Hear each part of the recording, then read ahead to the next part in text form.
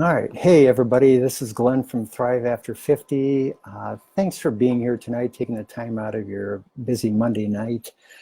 Um, I've been asked, why do I do this? It's to change lives, help people get through this life stage that for so many people, actually over 40%, that find very, very challenging.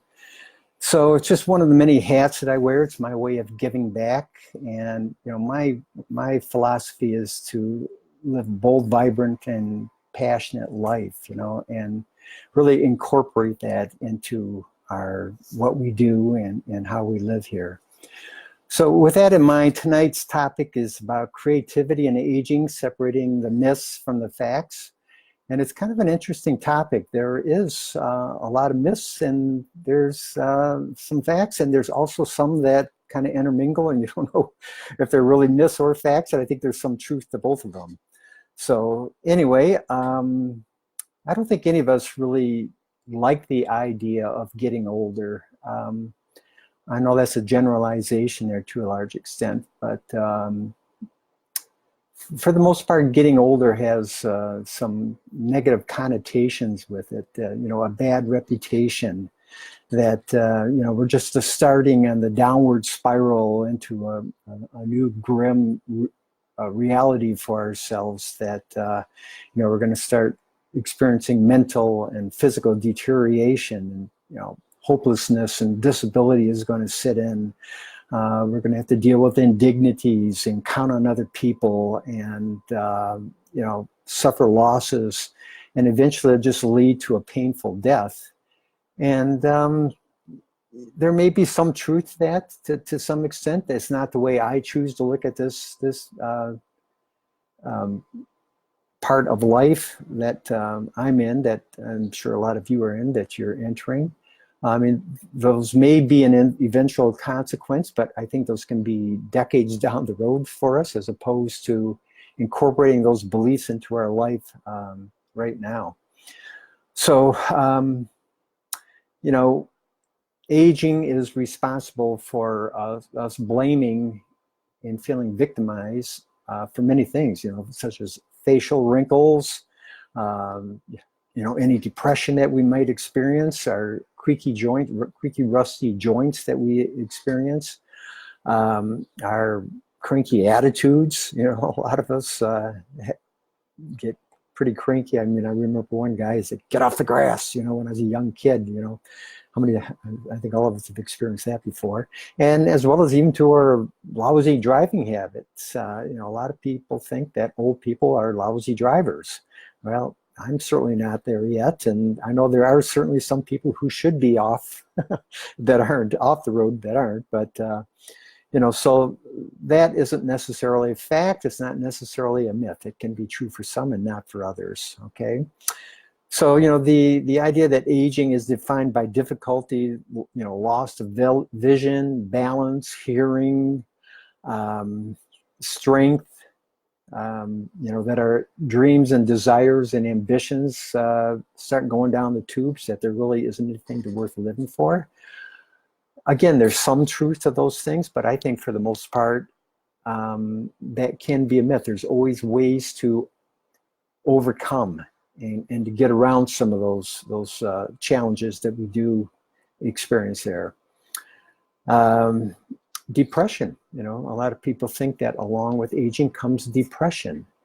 And, I have to disagree with that. I think that's a myth. That's an attitude. That's a choice that we make. Yes, we can be depressed if we choose to be depressed. We can look at aging as a real negative in our life, as, an unwanted. But again, that's a choice, and I would encourage all of us, as we'll discuss here tonight, about choosing a different attitude towards it, a different viewpoint as to what aging can mean. And I think there's also the belief, and this is, I guess, true to some extent and not true at others, that aging people are a national burden. that we are a burden to society, that we should be put out to pasture and make room for the next generation. I don't think that's true. I believe that to be a myth. I think that we as elders have great wisdom and knowledge and expertise at what we do. And just like it used to be in the past, the elders were the wise ones that taught and carried on and passed on the stories and the ways to do things.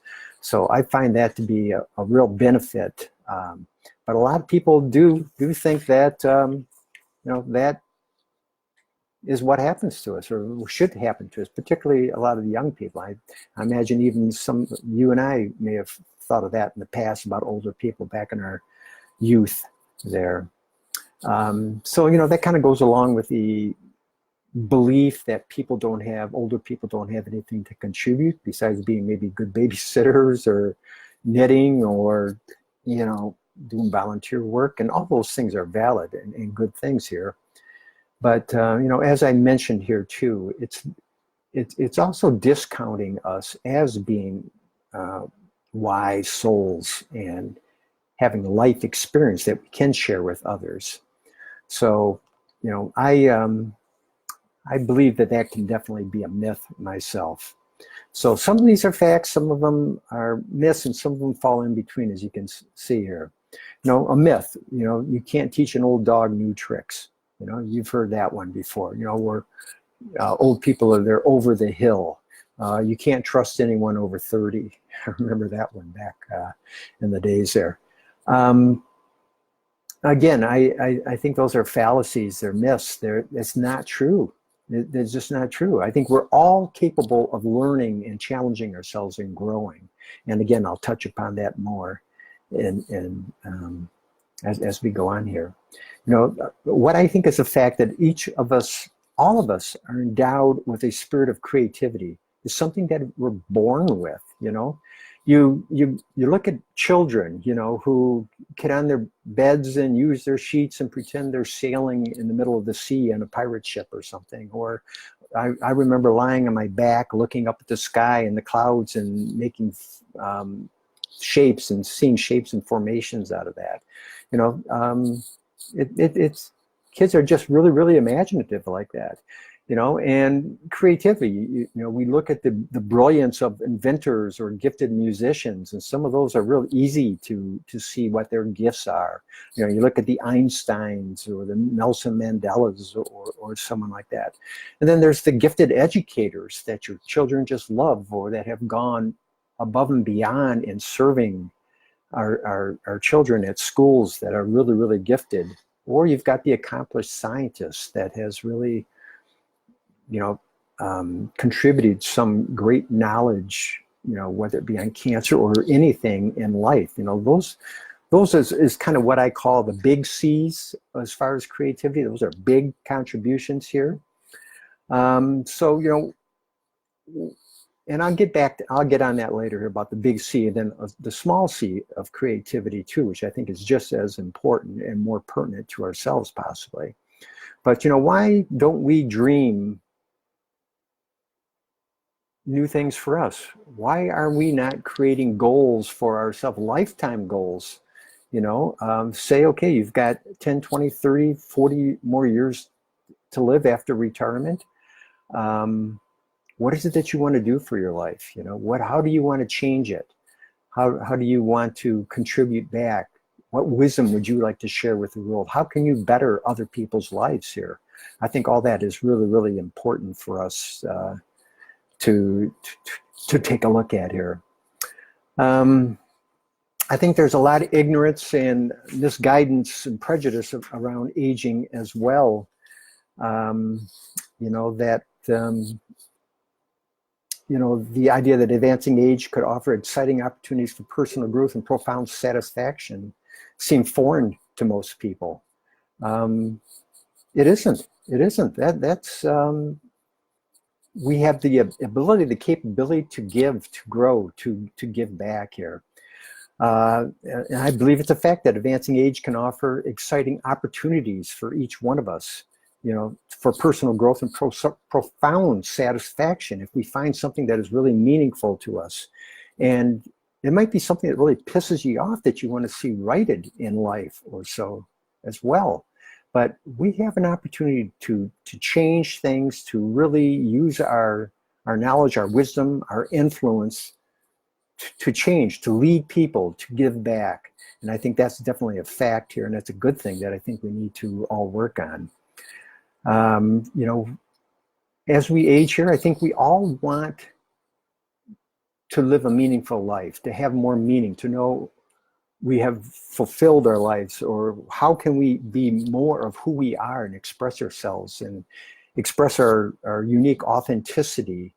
Some of us have been so hammered down over the years, ever since we've been a youth up through the ages here, and kind of reaching retirement, or this, part of life, this last half of life, is an opportunity to rethink, redesign, and repurpose your life as to, what is it that you want to do with the rest of your life here. It can be one of the most rewarding, fulfilling, blissful times of all. And so many people just don't realize that. Again, a lot of us have this belief that retirement is the downward spiral, as I spoke at the beginning. We all want to feel productive. We all want to feel loved. We all want to love. Those are really, really important things, particularly as we age here. We want to unlock and release our inner inhibitions that we've had, and fully express ourselves, as I touched upon earlier there. So all these things are really, really important. So anyway, some of the benefits of creativity, I've got 4 down here. It strengthens our morale later in life. When you think of aging, it's a mindset here too. It's really mindset. It's putting things in perspective, and if we can change our perspective to look at this time of life as an opportunity, as opposed to a sentence,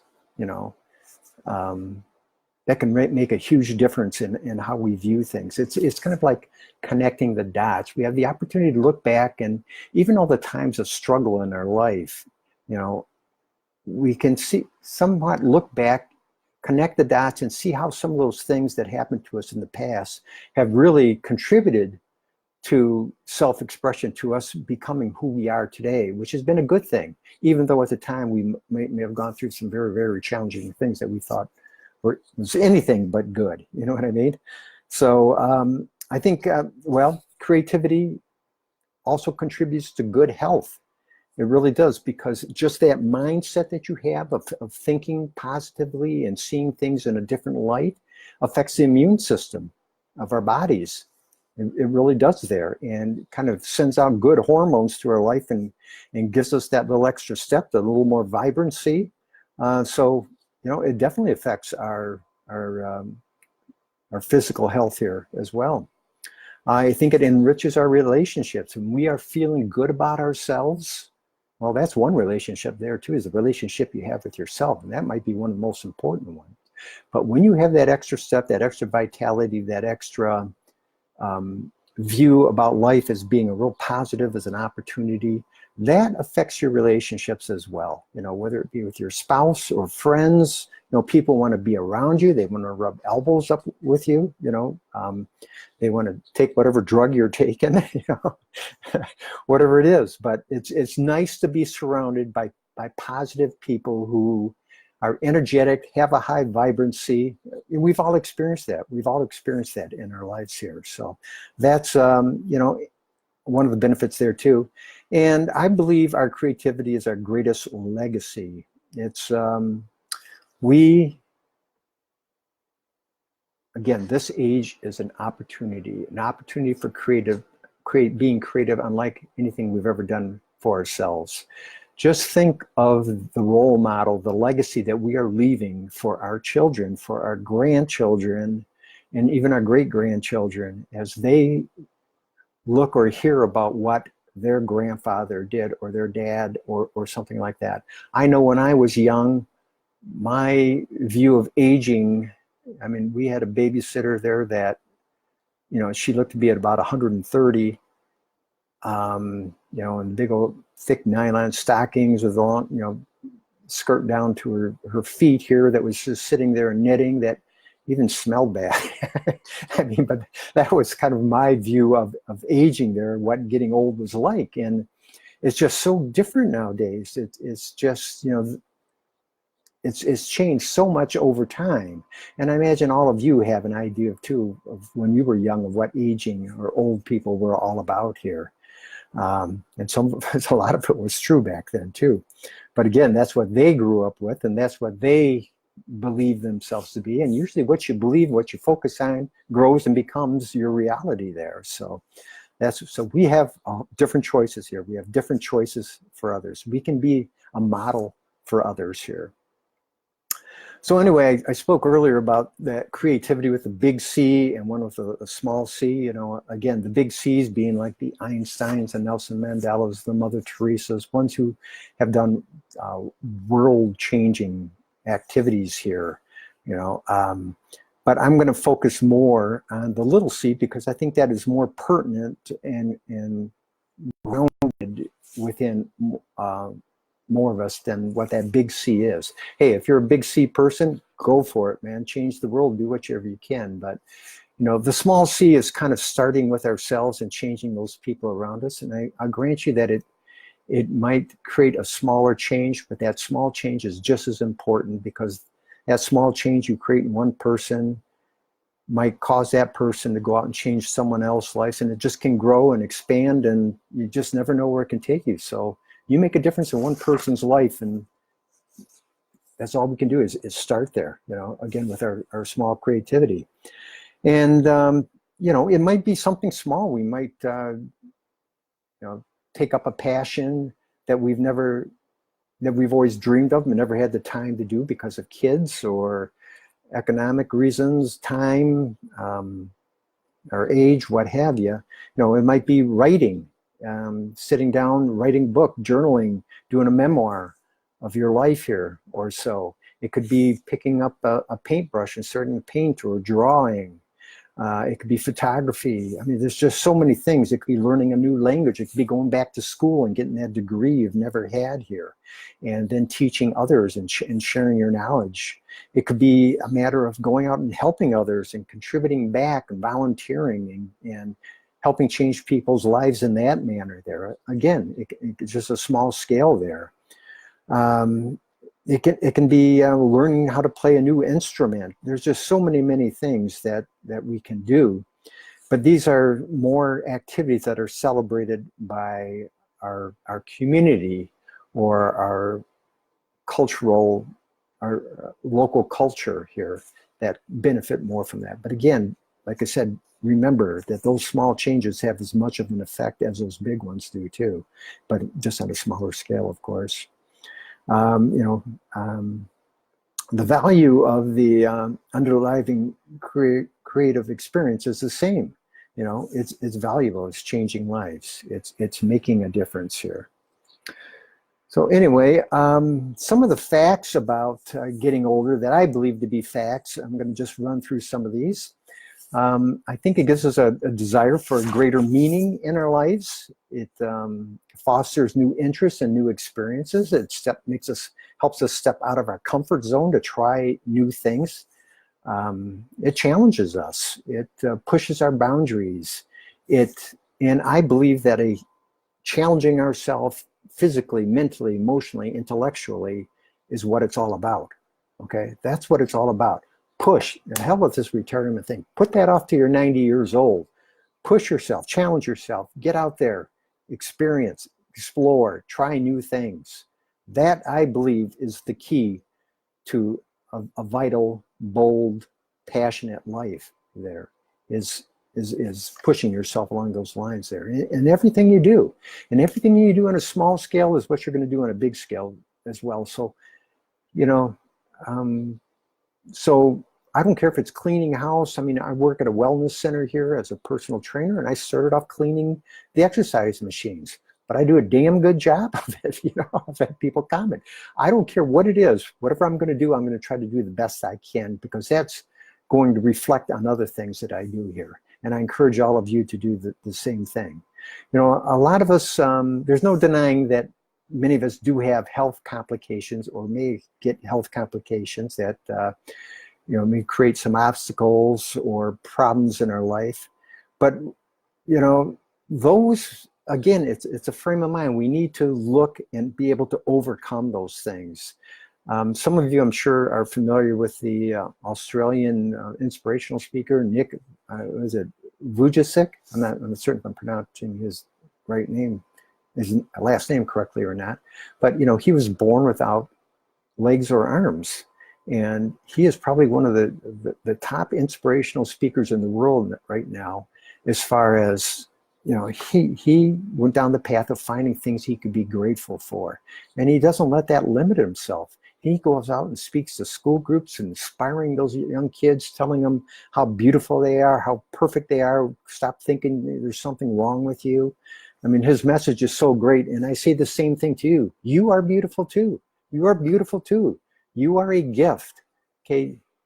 Don't think of yourself as not being enough. I mean, that not enough thing is one thing that I think we all suffer from. I know I do. I'm sure other people do. It's just one of those things that comes and goes, and I think it has a lot to do with our educational system myself, where we're always competing and not good enough and what have you here. But that's a whole different ball game here that I won't go down that right now. And another benefit of bringing on our creativity is that we can begin to live with our entire being. And, it's regardless of race, ethnicity, culture, gender, anything like that, income, health, status, anything like that. But we can start living fully a life of exploration, discovery, and self-expression. And that self-expression, using your voice, is so important. I encourage all of you to do that, to let your authenticity, let your original true self come out. Okay? It's beautiful. It's beautiful. And that's you. And you want to be more of you. I think we all need to be more of who we are. There's a lesson I take from nature. I have never seen anything in nature that's trying to be something that it's not. Okay?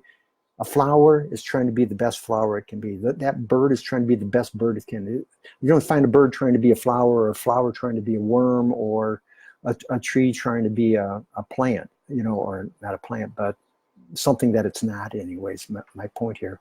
Why is it that we as humans always feel like we need to be someone else than who we are? Think about it. Think about it. So many of us think that we're not enough, not good enough, and wish we were someone else. Well, we're not. We're who we are. We're supposed to be who we are. Bring that out. Bring that out. And our creativity is definitely part of that. Mobilize that underlying creativity. Let your curiosity, let your wonderful life come out. One thing I was reading in a book recently about creativity is that just like stages in life, you think of an infant, where an infant, not all infants begin to walk at 1 year or even 2 years, of age, or stop wetting the bed, or things like that. It's when they're ready to, okay? And the same thing with maybe learning algebra or something as you get older. There's some concepts that takes us longer to learn than others, whatever it might be. Well, the same thing is with our creativity. So many of us haven't even had the opportunity to be creative, because we might have been so busy working or living a life other than who we are, or raising children, or having responsibilities, that we really haven't had the opportunity to be creative and to express ourselves. And that comes with time. That comes with time. That it may be, not your time yet to mobilize it, to actually see it actualize in this stage of life. So be patient, yet persevere, and keep stepping forward to whatever it is you are.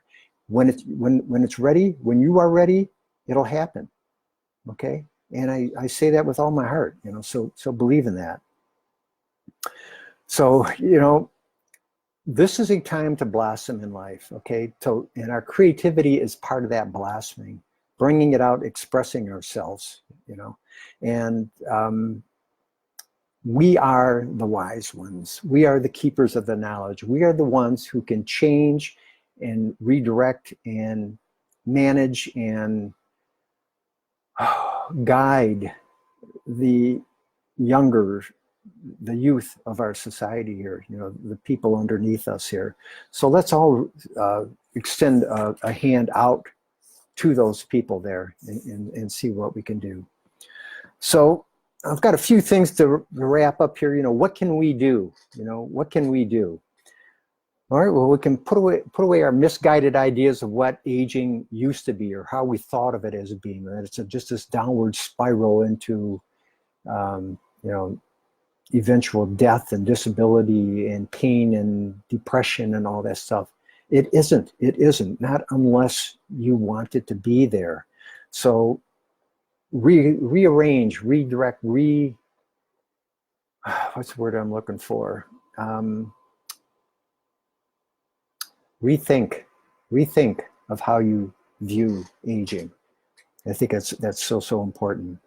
And instead of seeing ourselves as a national burden, see ourselves as a national resource, okay? We are a resource, one of the greatest national resources around, and we are very capable and able to make changes and help people there. But we've got to regroup. We need to hold on to that idea. We need to believe in that and step forward with that. So it's important that we establish and create opportunities for ourselves with enrichment programs, senior enrichment, going back to school, challenging ourselves. So it's really important that we educate ourselves emotionally, mentally, intellectually, physically, do everything you can to challenge yourself. So that's one of the things that I think is really, really important to do. Recognize and accept and understand meaningfully how these extra years can really benefit ourselves. This is an opportunity. This is a blessing to live all these extra years that we have here. Don't let yourself get down to the dumps. Don't get yourself depressed, Embrace this new you, your new potential, what it can be, okay? Don't give up. Don't give up and let anyone influence you or tell you to give up, okay? You're not too old. You're not too debilitated. You're not too cranky. You're not too, whatever the reason might be, you're not, okay? You're not, so don't believe that. So we got to learn to manage depression too when it does come to us, because it's going to. We're still going to have those moments of depression. But I think one of the best things to do is, what could this mean? Okay, what's a better way? How else could I look at what's going on right now? And I'll grant you, sometimes I know I have to just be with my depression for a while, but I have found over time that my depression lasts a shorter length of time than what it used to in the past. There's times in the past where I'd be depressed for a week, 2 weeks, a month at times, Nowadays, if I get depressed, usually the maximum it is 1 day, okay? And usually it's an hour or two. I have learned what my toolbox is of things that I need to do to get out and help me shift. And that's a different subject there that we can talk about that someday too, what your toolbox can be. But we all have to have something that we can do to get ourselves back in alignment with who we are and what's really, really important in life here. So managing that depression is really important.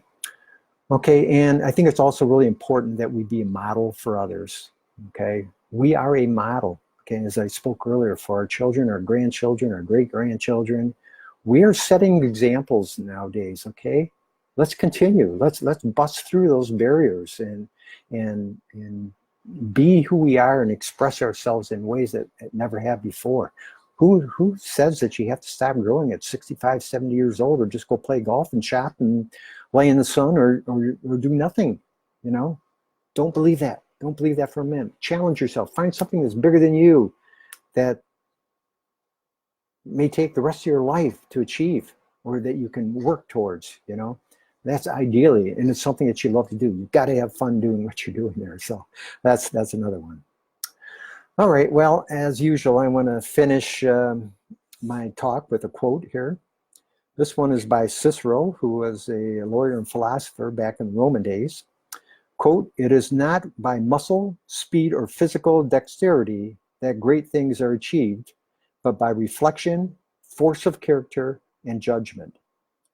In these qualities, old age is usually not only not poor, but it is even richer." I'll read that one more time. "It is not by muscle, speed, or physical dexterity that great things are achieved, but by reflection, force of character, and judgment. In these qualities, old age is usually not only poor, but it's even richer." And we have those qualities here. So anyway, I want to thank you for taking the time out to be here tonight. If you think this can help change anybody's lives or move someone forward in their lives, I'd appreciate if you would share this. Thank you for doing that. I'd also like to encourage you to go to ThriveAfterFifty.com, and 50 is spelled is 50, not F-I-F-T-Y. So check out that site here as well. And again, I just thank you for coming here. And I appreciate you sharing this, and I will see you next week for the next week's topic. This is Glenn from Thrive After 50 signing out. Bye-bye.